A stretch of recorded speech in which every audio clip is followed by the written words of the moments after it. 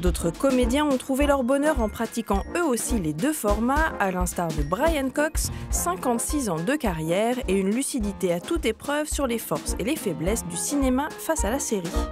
Everything I've done in my life, I've done for my children. I know I've made mistakes, but I've always tried to do the best by them because I love them.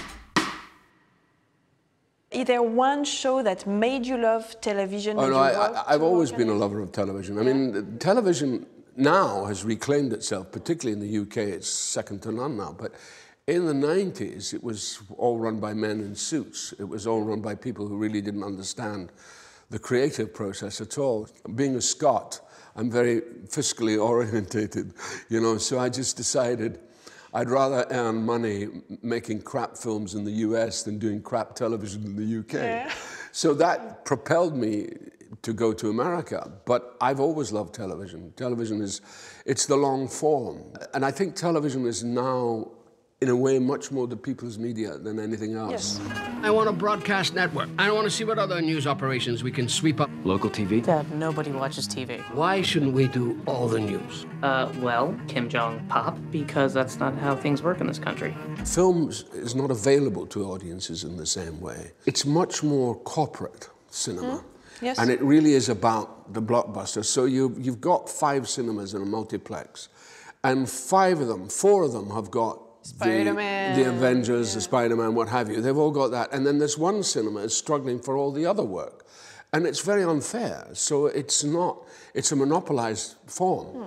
So cinema is being crushed into a corner, which is why the rise of Netflix, the rise of Amazon has given a kind of liberation to cinema. But I'm still the person who likes to sit in a darkened room watching a movie. I still love that. The community aspect of cinema. Pour Laura Dern, la fracture qui se forme entre le cinéma et son public, dont parle Brian Cox, a un impact inattendu. Aujourd'hui, certains sujets et personnages n'existent plus que dans les séries. Une raison de plus pour elle de ne pas se cantonner au grand écran. Elle en a eu d'ailleurs la preuve l'an dernier avec la multi-récompensée Big Little Lies. I'm getting very, very upset because someone is bullying you. And you never let a bully win. Do you hear me? You have to speak up, Amabella. You have to be a big girl and use your voice in this world. That's why they call me a bulldog, because I had to learn how to fight back with a bully. But you said that as an actress, what you wish to do the most is to explore the taboos of women, which I find very brave, because this is not something people really want to see, if we are honest with each other. And this is something you do very clearly in Big Little Lies. With Renata, she's powerful and she scares people, but she's so fragile inside. Do you think that television is the place where you find those characters nowadays? Yes, and American politics. Yeah, absolutely. Those are the only 2 places that I see it consistently.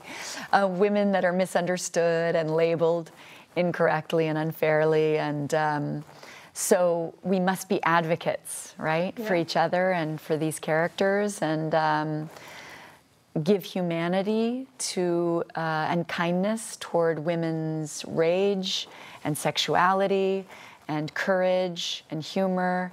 Something that French cinema has been very comfortable with for a very long time, which is why we actresses always say we want to move to France, or I do, I know. I need to talk about it with someone who was there. Hello, Mrs. G. Let's get you up in the saddle, see what you can do. I only remember them. Why can't I remember myself? You were an unusual child. Strong body, strong mind. Strong body, strong mind. I found some pictures from that summer. You're a very political activist person. Do you feel like those messages, because television is in our living rooms, it's in our daily lives, is a better way to have those kind of strong messages? Or do you feel like cinema and television treat them the same way? Well, they have the same opportunity, but television seems to have far more access. But for a small independent film, you know, the filmmaker has a very small audience compared to what they can reach through cable television, which is why I think it's the Wild West for filmmakers to be working in cable television. They have more autonomy, a larger audience to reach, and usually more money, too. to tell the stories they want to tell. So it's a very exciting place to work. Aujourd'hui, une nouvelle génération d'acteurs a appris son métier sans faire de distinction entre les deux médiums. C'est le cas de Dominique Fishback, révélé par les merveilleuses séries de David Simon, et à l'affiche de Long Way Home, qui sera sur nos écrans dans quelques jours.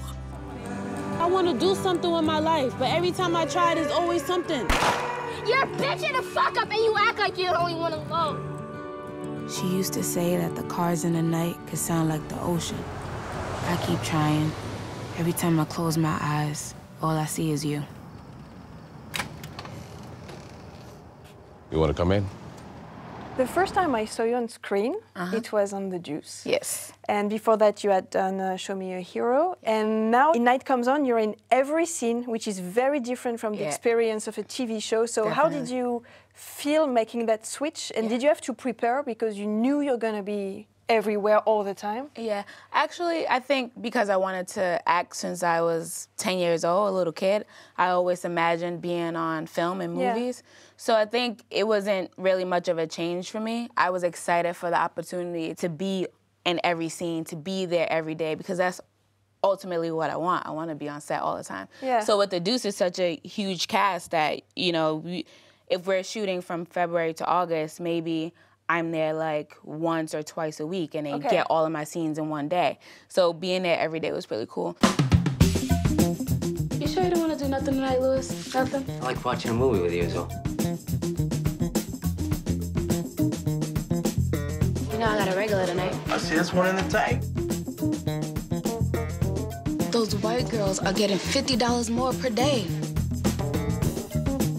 I suppose because it's an indie movie, you had a small amount of time and you had to go quick. Yeah. Do you feel like TV is a good preparation to make this kind of indie movie, make it quick and good and be efficient, or is it really completely different? I actually think it is the same. The logistics aren't the same because HBO just has more money than an indie film. Than anybody. When I'm like, let's say I'm used to like, oh, if it's a really heavy scene or I'm gonna be somewhere all day, at least I have a room to go back to relax. Sometimes when Night Comes On, it was just not available. There was no room. I called it like a acting boot camp. Yes. Night Comes On because I was there every single day. Every day that the crew and the director was there, I had to be there. Who you? That's my sister, dummy. So you don't want to adopt an Abby? As soon as I get my situation straight, be the first thing I do.